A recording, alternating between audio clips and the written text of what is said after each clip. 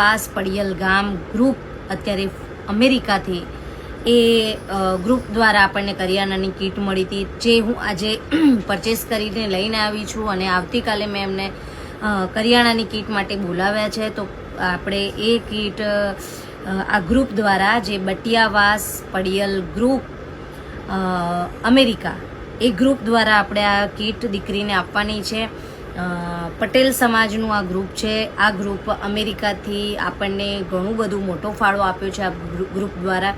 તો પહેલાં તો ગ્રુપના દરેક સભ્યોનો હું ખૂબ ખૂબ આભાર વ્યક્ત કરું છું અને એમના થકી આજે આ બીજી કીટ લગભગ આપણી આવે છે. તો આપણે દીકરી સુધી આવતીકાલે આ કરિયાણાની કીટ પહોંચાડી દઈશું, જેમાં 150 થી 200 માણસ જમી શકે એટલું કરિયાણું હોય છે અને આપણે સાથે મીઠાઈના પૈસા એમને રોકડા આપીએ છીએ. તો આ ગ્રુપનો ખૂબ ખૂબ આભાર.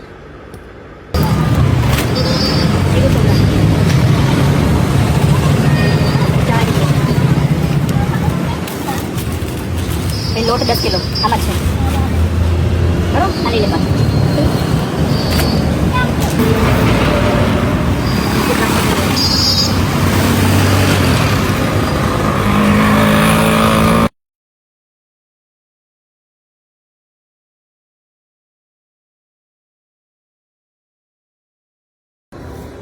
તમારું કરિયાણું તો આવી ગયું છે.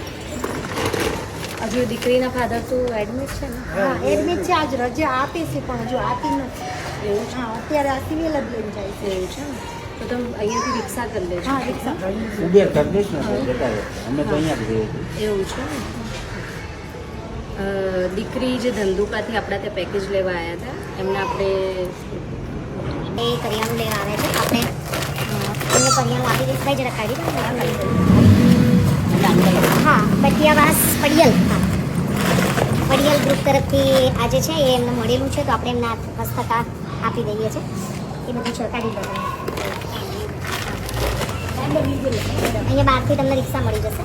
એકચ્યુઅલી મારે થોડું કામ હતું એટલે હું સિવિલ સુધી ના આવી શકી. 100 થી 200 માણસનું થઈ જશે ને. હજુ એક આ છે, એમાં લોટ છે.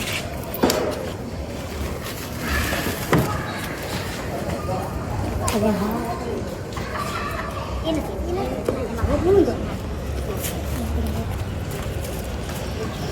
એમાં તમે મીઠાઈ લઈ દેજો.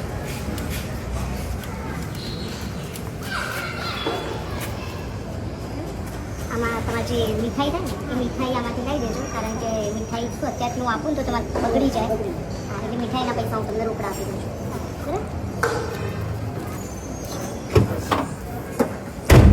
બરાબર છે ને, જોજો પડી મિનિમમ તમારે 150 થી 200 માણસ આરામથી જમે.